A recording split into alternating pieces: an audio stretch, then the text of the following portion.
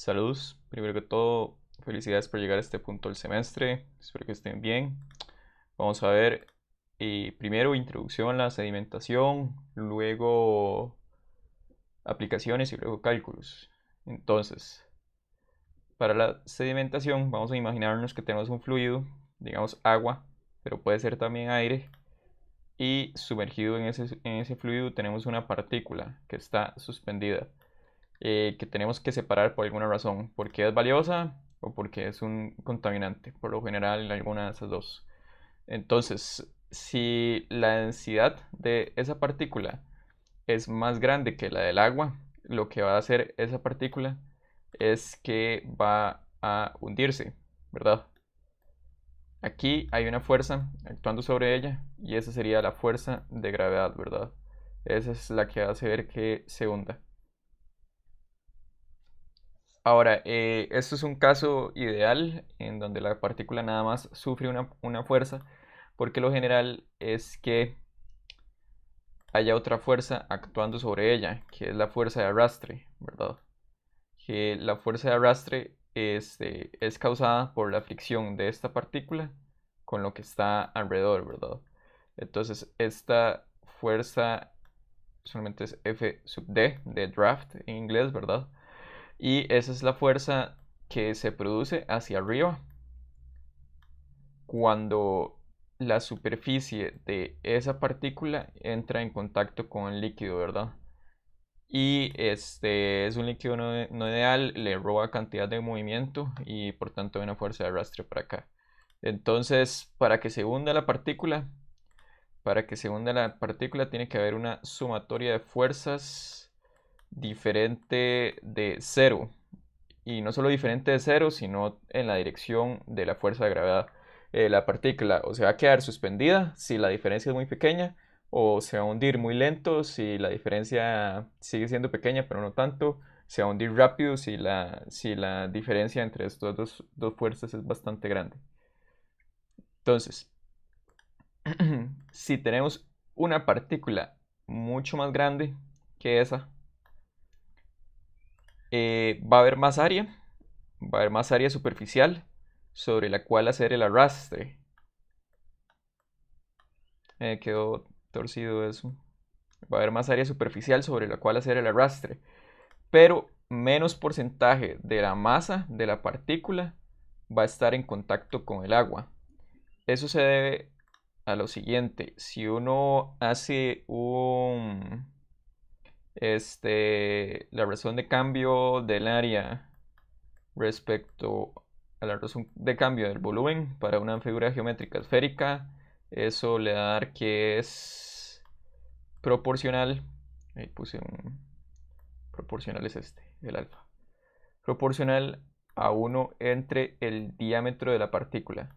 O sea, entre más pequeña sea la partícula, más porcentaje de esa partícula va a estar en contacto con el fluido de afuera y por lo tanto va a haber más arrastre en términos relativos a la masa. Entre más grande sea la partícula, menos porcentaje de la masa va a estar en contacto con el líquido. Entonces, entre más grande sea, el arrastre va a ser cada vez más despreciable. Entonces, este principio científico sirve para explicar una tabla que les voy a enseñar dentro de 2 videos, para explicar por qué las partículas que son demasiado pequeñas duran mucho tiempo sedimentando y las partículas que son demasiado grandes duran poco tiempo sedimentando. Ahora, usualmente en sedimentación yo no voy a sedimentar una sola partícula. Para esa gracia la pesco con algo, ¿verdad? Voy a tener un conjunto de partículas. Entonces, ese conjunto de partículas, eh, yo voy a querer separarlas de alguna manera, ¿verdad? Y lo que va a actuar a través de ese conjunto de partículas es el campo gravitatorio, ¿verdad? Yo no sé si se acuerdan los que estaban conmigo la primera y última clase presencial que tuvimos.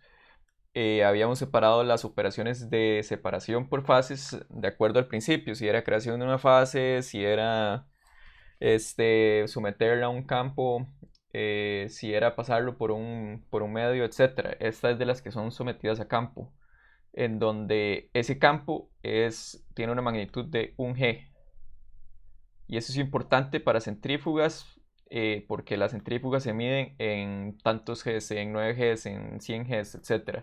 Sedimentación, la limitación es nada más un G, ¿verdad? Porque es nada más ponerlo ahí a que la gravedad actúe. Ahora, ese campo gravitatorio actúa a través de un área. Y eso es muy importante. Eso es muy importante por lo siguiente. En cinética, en un reactor tipo CSTR, vamos a ver, pensemos en un batch más bien. Un batch es un fenómeno volumétrico.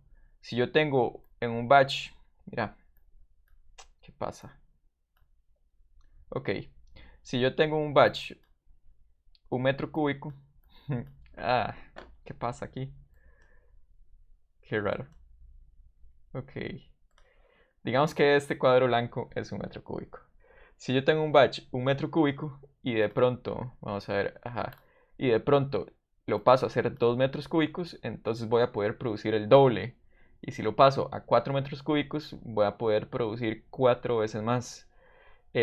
Y a mí no me importa si esos 4 metros cúbicos están ubicados así en cuadrado o están ubicados así en torre, siempre y cuando estén perfectamente mezclados. Siempre y cuando haya un agitador aquí, que lo atraviese y que mantenga todo esto mezclado. No importa.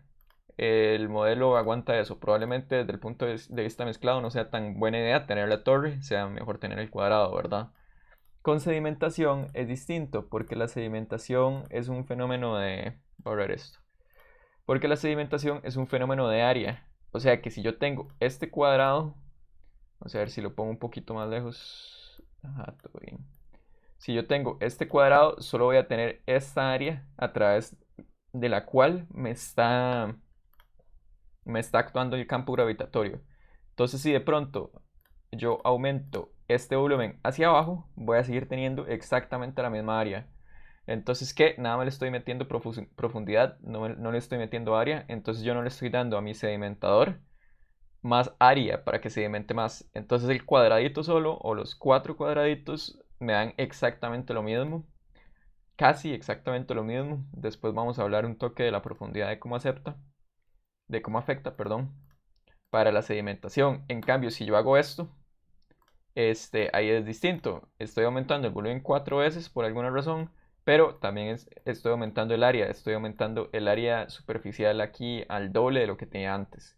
Entonces, esta configuración va a tener el doble de capacidad de sedimentación que la configuración que teníamos antes.